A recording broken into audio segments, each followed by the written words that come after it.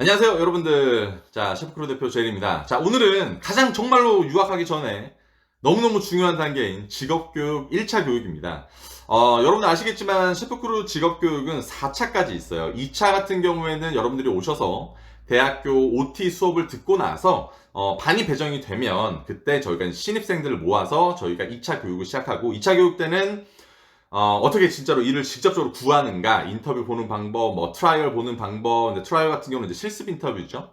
이런 것들이랑 호주에서 요리 산업이 어떻게 구성이 되어 있고, 본인이 어떤 요리사이고 어디를 들어가야 되며, 직업하기 전에 필요한 서류들, 혹은 직업을 구했을 때 필요한 서류들, 혹은 졸업했을 때 필요한 서류들, 이 모든 거를 거의 총망라해서 여러분들한테 한 약 2시간 정도, 여러분들, 해줄 거고, 3차는 진로교육, 4차는 임의교육입니다. 그래서 뭐 직업교육 4차까지 여러분들한테 너무나 중요하고 저희가 이 직업교육을 계획했던 이제 저희가 만들었던 이제 그런 계기 같은 경우에도 많은 사람들이 정말로 유학만 오시면 잘 될 거라고 생각을 하지만 준비할 게 훨씬 더 많습니다. 그래서 이런 모든 2차, 3차, 4차의 중심이 되는 교육이 1차예요. 1차 직업교육은 아주 간단하게 여러분들한테 이제 숙제를 내드리는 겁니다. 어떤 숙제를 내드리냐? 물론 이제 보통 이제 이 직업교육 1단계 같은 경우에는 경력이 없는 분들 혹은 이제 외국 식당에서 이제 경력이 없는 분들을 이제 구성으로 이제 만들어진 거라서 만약에 외국 키친에서 만약에 경력이 있다 그러면 저한테 따로 전화를 주세요. 네. 자, 여러분들이 이제 하셔야 될 거는 직업 영어와 직업 용어입니다. 직업 영어 같은 경우는 여러분들 어떻게 공부하냐면 아주 간단해요. 자, 직업 영어 같은 경우는 여러분들 머릿속에서 주방이라는 곳을 상상하시거나 아니면 구글 같은 데서 여러분들이 해외 레스토랑 아니면 뭐 일반 주방의 그림을 다운받으세요. 이렇게 다운을 받으시고 나서 어떻게 하냐, 내가 그 주방 안에 서 있다고 생각하시는 겁니다. 이제부터. 자, 첫 주방을 들어가면 여러분들 어떤 말들을 할까요? 부터 시작하시는 거예요. 그래서 그 내가 주방에 들어갔을 때의 모든 말들을 대사로 한국말로 적어보면서 그 대사를 영어화 하시는 겁니다. 이게 굉장히 중요한 이유가 저희가 이제 직업교육 1차 같은 경우는 왜 시작했냐면, 저희 이제 학생 중에서도 외고, 외대, 토의 선생님, 아니면 해외 회사에서 일하셨던 분들도 굉장히 많았는데, 이런 분들도 주방에 들어가서 굉장히 어려워 하셨어요. 왜냐하면, 평소에 쓰지 않는 말들이나 단어들 같은 경우 주방에서 많이 쓰게 되니까. 그래서, 여러분들이 이제부터 하셔야 될 거는 주방에서 내가 있다고 생각하는 겁니다. 자, 가장 간단하게는 어떻게 하냐? 제가 이제 그 세미나에서도 여러분들한테 많이 질문을 했듯이, 이런 거예요. 셰프님, 이거 당근 어디서 갖고 와서 어디다 올려놔야 되지요? 이런 것들. 이런 것들 영어로 한번 해보시는 거예요. 예를 들어서, 대파가 있어. 셰프님, 이 대파를 얼마나 얇게 썰어서 어디에다가 보관하지요? 이런 것들. 셰프님, 커리앤다, 예를 고수. 고수를 몇 묶음을 갖고 와야지요? 토마토를 몇 박스를 갖고 와야죠. 이런 모든 물어볼 것들을 여러분들이 정의하는 겁니다. 왜냐면 본인이 뭘 단어를 알아야지만 물어볼 수 있는 거니까. 또 하나 반대예요. 여러분들 예를 들어서 본인이 헤드 셰프라고 생각하고 그 사람의 사수라 생각하고 여러분들에게 직접 질문을 해보는 겁니다. 여러분들 알아들으려면 그 단어들이나 모든 걸 알으셔야 되는 거잖아요. 맞죠? 그래서 여러분들이 꼭 하셔야 되는 거, 이 대사를 쳐보는 거, 주방 안에서. 예를 들어갖고 아는 분들이 모르시겠지만, 예를 들어서 예열하다. 본인이 들어가면 오븐이나 아니면 그런 스토브나, 스토브는 아니지, 튀김기나 이런 것들을 예열해야 되잖아요. 그 예열하다는 말을 몰랐어. 그럼 질문도 못하고, 예를 들어서 주방장이 걸어가다가 야, 이거 180도에 프리힛 셋업을 해놔. 프리힛이 뭐야? 공짜 열이야? 이렇게 생각할 수도 있는 거니까. 예열이란 말이 이제 프리힛인데, 요런 것들. 그래서 주방에서 쓸 수 있는 영어들이나 용어들은 굉장히 한정적입니다. 그래서 내가 스토브에 있다, 혹은 오븐 앞에 있다, 튀김기 앞에 있다, 벤치에 있다, 아니면 냉장고에 있다, 냉동고에 있다. 이렇게 생상을 하시면서 그 상황에 대해서 일어날 수 있는 일들을 대사화를 꼭 해보셔야 됩니다. 이거 정말로 중요한 거예요, 여러분. 한번 예를 들어 볼게요. 자, 주방장이 지나가면서 본인한테 skim the oil over the stew 라고 했어요. 예를 들어서 그 skim이란 단어를 본인이 들었어. 혹시 이 말 어떤 말인지 이해되셨습니까? 간단하게 말하면 그 찌개 위에 있는 그 기름 좀 걷어내 라는 뜻입니다. 근데 그 skim이란 말을 우리가 몰랐다면 못 알아들었겠죠? 네, 그러면 어떻게 되겠어요? 물어봐야 되고, 말하는 입장에서는 어이없고. 예를 들어서 우리가 그 주방에서 일을 해보지 않았다고 하더라도 저희가 주방에서 일을 할 때 한국 셰프가 지나갈 때 야, 저 기름 좀 국물 좀 걷어내봐 라고 하는 말을 모르는 사람은 없을 거 아닙니까? 그런데 예를 들어서 우리가 그걸 몰랐다고 칩시다. 그럼 그 사람이 어떻게 생각할까요? 이 빙시같이 생각하겠죠? 네, 그런 거예요. 주방에서 여러분들이 일을 찾을 때 혹은 이제 트라이얼 할 때 인터뷰할 때 여러분들이 막 엄청나게 스킬을 가지고 일을 잘하고 이런 것들을 기대하는 게 아닙니다.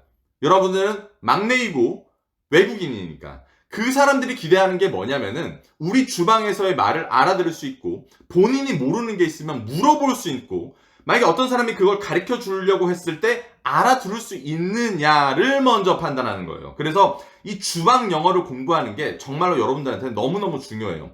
하지만 주방 영어를 한 달 동안 이렇게 본인이 대사를 써보면서 하다 보면 더 이상 할 게 없어요. 한 달 정도면 충분하게 할 수 있습니다. 왜냐? 주방에서의 그런 공간은 한정적이고 그 한정적인 공간에서 쓸 수 있는 영어 또한 한정적이기 때문이죠. 그리고 또 하나, 여러분들이 만약에 이런 거 대사를 쳐보면서 한국에 계시거나 아니면 외국에 계신 분들은 식료품 가게나 혹은 주방 도구를 쓰는 그런 이제 가게를 들어가서 쭉 가면서 하나하나 다 한번 영어로 해보시길 바래요. 재료명들, 주방 기구들, 주방 기기들 이런 것들을 적어도 한 번씩은 본인이 숙지를 하고 오시면 좋습니다. 자, 이제 두 번째 파트인데 주방 영어는 이렇게 공부하시고 주방 이제 용어를 공부하시는 거예요. 주방 용어는 또 어떻게 공부를 하냐? 보통 이제 어떻게 공부하시냐면 월, 화, 수, 목, 금, 토, 일. 자, 7일 동안 여러분들이 계속 공부하실 건데 예를 들어서 월요일은 한식, 화요일은 일식, 수요일은 중식, 목요일은 이탈리안, 금요일은 뭐 스페니시, 뭐 약간 토요일 같은 경우는 특별하게 뭐 약간 스테이크 뭐 이런 거 하셔도 되고 일요일은 무조건 디저트 이렇게 공부를 하시는데 첫날 예를 들어서 첫 번째 한식을 공부하시는 게 굉장히 도움이 돼요. google.com 말고 google.com.au 호주 구글 사이트를 무조건 들어가셔야 되겠죠. 미국이랑 이제 호주식 영어는 조금씩 다르니까 이제 영국식 영어라 그러죠. 자, 그래서 일단 첫 번째 여러분들이 자 불고기를 영어로 다운 받는다고 쳐요. 불고기를 레시피로 치다 보면 뭐 코리안 불고기 이렇게 찾으면 이렇게 나옵니다. 네, 찾아보면 그 레시피에는 뭐가 있어요? 레시피에는 첫 번째 계량과 재료명들이 나와 있을 거고 그 다음에 그 밑에는 어떻게 만드는 방법들이 나와 있을 겁니다. 그 방법이 어떤 거냐? 주방에서 쓰는 용어들이에요. 그 레시피에는 많은 부분들이 프렌치 용어들이 있습니다. 그래서 프렌치 용어도 한 번으로 숙지할 수 있게 돼요. 하다 보면 영어 사전이 안 나와. 하지만 조리 사전에 보면 또 이게 이런 말들이었구나 라는 것들이 이제 곳곳에 숨어 있을 겁니다. 물론 이제 나중에 학교를 가시거나 일을 하시면 배우시겠지만 그래도 한 번씩 익혀 놓으면 좋은 거니까 여러분들 꼭 그렇게 한번 공부를 해보세요. 예를 들어서 목요일날 이탈리안을 공부했어요. 이탈리안도 사실은 팬을 사용하는 그런 요리지 않습니까? 예를 들어서 우리나라의 제육볶음이나 뭐 불고기도 팬 요리가 대부분이니까 두 레시피를 비교했을 때 재료명이나 뭐 쓰는 소스들이 다를 뿐이지 그 테크닉에 관한 것들을 뭐 예를 들어서 주방에서 팬을 갖고 테크닉을 하는 것들은 거의 비슷비슷해요. 그래서 이 두 레시피가 의외로 비슷합니다. 여러분들 요거 아시면 굉장히 재밌으실 거예요. 우리나라에 뭐 찜요리 같은 경우 있지 않습니까? 예를 들어서 갈비찜 뭐 이런 것들 프렌치에서도 찜 요리나 국물 요리들이 굉장히 많아요. 그래서 프렌치 요리가 한식하고 비슷한 또 이런 레시피 그 안에 보면 내용들이 굉장히 많아요. 이런 것들 보다 보면 좀 여러분들 재밌으실 거예요. 여러분들이 이 레시피, 영문으로 된 레시피를 이제 숙달해서 읽을 수 있다는 게 왜 필요하냐면 학교도 마찬가지고 직장도 마찬가지고 여러분한테 기대하는 게 여러분들 잘하는 걸 기대하는 게 아니에요. 예, 절대로. 여러분들이 어떻게 물어보느냐를 기대를 하는 겁니다. 이 레시피를 어떻게 읽을 수가 있으면 여러분들이 물어보게 되어 있어요. 아니, 이제 요리 시작하는 사람이고 외국에서 온 사람한테 레시피 던져주고 이걸 정확히 만들어라고 얘기는 절대로 안 하겠죠. 내가 무슨 일을 해야 되며 이 레시피 안에 있는 것들이 궁금했을 때 물어볼 수 있는 역량을 지금 하는 거라서 이 레시피를 정말로 많이 보셔야 돼요. 그래서 일주일 동안 하루에 적어도 한두 개 정도의 레시피들은 여러분들이 보면 좋을 거고 제일 초반에 한식 레시피를 봐야 되는 이유도 뭐 이런 거예요. 첫 번째 한식 같은 경우에는 우리가 영문 이력서를 영문 레시피를 보더라도 우리가 잘 이해를 못 하더라도 이 레시피의 결과를 우리가 유추할 수 있습니다. 예를 들어서 불고기 레시피를 봤어. 우리가 봤는데 너무 어려워. 하지만 불고기가 어떤 결과로 완성될지 우리가 아니까. 이러다 보면 뭐 토마토 파스타 같은 경우도 마찬가지예요. 뭐 기름 파스타, 오일 파스타도 마찬가지지만 레시피 읽는 게 어려운 거지 어떠한 결과가 유추될 수 있는가는 우리가 지금 머릿속으로 상상할 수 있잖아요. 이런 것들이 계속 이어지다 보면 뭐 뜬금없이 예를 들어서 아르헨티나 음식 이런 레시피를 줬어. 어느 순간 본인이 이 음식은 어떻게 만들어지겠구나를 유추할 수 있습니다. 알겠죠? 네, 그래서 레시피를 숙달 반복 연습하시는 거, 계속 읽어보시는 거, 그리고 그 레시피 안에 있는 그 모든 내용들이 주방에서 쓰는 다 영어예요. 여러분들 뭐 주방 안에서 뭐를 쓰겠습니까? 그 레시피 안에 있는 영어들, 뭐 조리에 대한 영어들, 어떻게 인스트럭션이 되어 있는지, 주방에서 어떻게 돌아가는지, 뭐 이런 것들이 다 레시피에 총망라되어 있으니까 뭐 책을 굳이 사실 필요는 없고 여러분들이 관심 있는 분야의 레시피들을 천천히 읽어보시면 될 거고 한식으로 시작하는 게 더 쉽다라는 말씀을 드릴 수 있을 거고 하루 정도는 디저트를 공부하시는 게 좋아요. 여러분들 서양 사람들은 디저트에 대한 게 좀 이렇게 이해가 도가 좀 빨라요. 왜냐면 그거를 이제 디저트에 대한 문화와 디저트를 많이 먹어봤으니까. 그러니까 우리나라 사람들이 굉장히 어려워하거든요. 이 디저트를 공부해야 되는 이유 중에 하나도 저희가 첫 번째 레스토랑에서 취업을 하면 보통 콜드라다. 그러니까 약간 야채를 주로 다루는 그런 섹션과 디저트 섹션에서 이 두 가지에서 보통 같이 일을 하는 게 거의 99%예요. 네. 그래서 여러분들 디저트 섹션에서 일하면 우리가 디저트는 많이 이제 경험해보지 못했기 때문에 참 어려워하세요. 그래서 디저트를 공부할 때는 어떤 식으로 공부하시느냐? 디저트에선 5가지의 그런 이제 엘레멘트를 공부하시면 되는데, 첫 번째는 설탕, 버터, 계란, 밀가루, 초콜릿. 이 5가지만 공부하셔도 돼요.